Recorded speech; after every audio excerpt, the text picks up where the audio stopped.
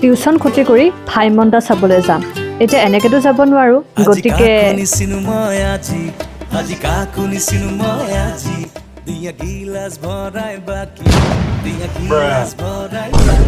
একো নাই আমাৰ নিচিনা মানুহে মুখখন ধুই ল'লে কাম চলি যায় বাৰু যি কি নহওক এটা ছানস্ক্ৰীম লগাই লৈছো কাৰণ যিটোহে ৰ'দ ওলাইছে উপায় নাই আৰু এয়া যাবলৈ ওলাইছো এয়া পাই গলো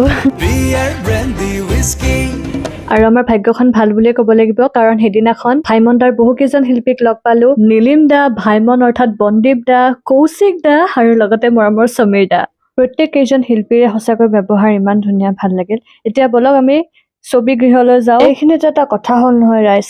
আমি যিখন আসনত বহিছিলো তাৰে সন্মুখৰ আসনখনত আমাৰ বিদ্যালয়ৰ দুগৰাকী শিক্ষকো বহি আছিলে এয়া চিনেমা চোৱা হৈ গ'ল আৰু ইয়াতে মানুহবিলাক ওলাই আহি আছে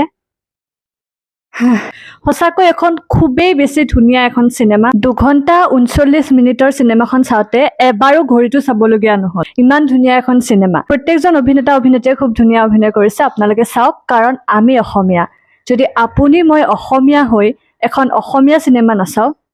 কি চালো কি কৰিলো মইতো টিউচন বাদ দি চিনেমাখন চালো আপোনালোকে আপোনালোকৰ বহুমূলীয়া সময়ৰ পৰা মাত্ৰ 3 ঘণ্টা এটা উলিয়াই চিনেমাখন চাবচোন নিশ্চয় ভাল পাব